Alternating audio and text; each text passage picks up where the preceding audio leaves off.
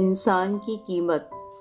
एक बार लोहे की दुकान में अपने पिता के साथ काम कर रहे एक बालक ने अचानक ही अपने पिता से पूछा, पिताजी, इस दुनिया में मनुष्य की क्या कीमत होती है? पिताजी एक छोटे से बच्चे से ऐसा गंभीर सवाल सुनकर हैरान रह गए। फिर वे बोले, बेटे, एक मनुष्य की कीमत आंकना बहुत मुश्किल है। वो तो अनमोल है। बालक, क्या सभी उतने ही कीमती और महत्वपूर्ण हैं? पिताजी, हाँ बेटे। बालक के कुछ पल्ले पड़ा नहीं। उसने फिर सवाल किया, तो फिर इस दुनिया में कोई गरीब तो कोई अमीर क्यों है?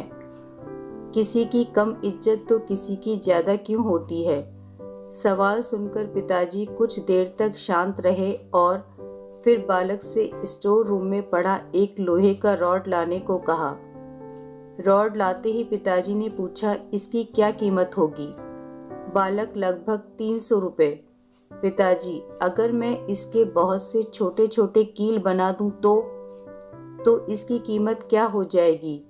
बालक कुछ देर सोचकर बोला, तब तो यह और महंगा बिकेगा, लगभग 1000 रुपए का। पिताजी, अगर मैं इस लोहे से घड़ी के बहुत सारे स्प्रिंग बना दूं तो?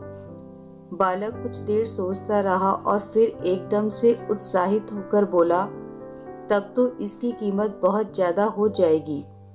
पिताजी उसे समझाते हुए बोले, ठीक इसी तरह मनुष्य की कीमत इसमें नहीं है कि अभी वो क्या है, बल्कि इसमें है कि वो अपने आप को क्या बना सकता है। बालक अपने पिता की बात समझ चुका था।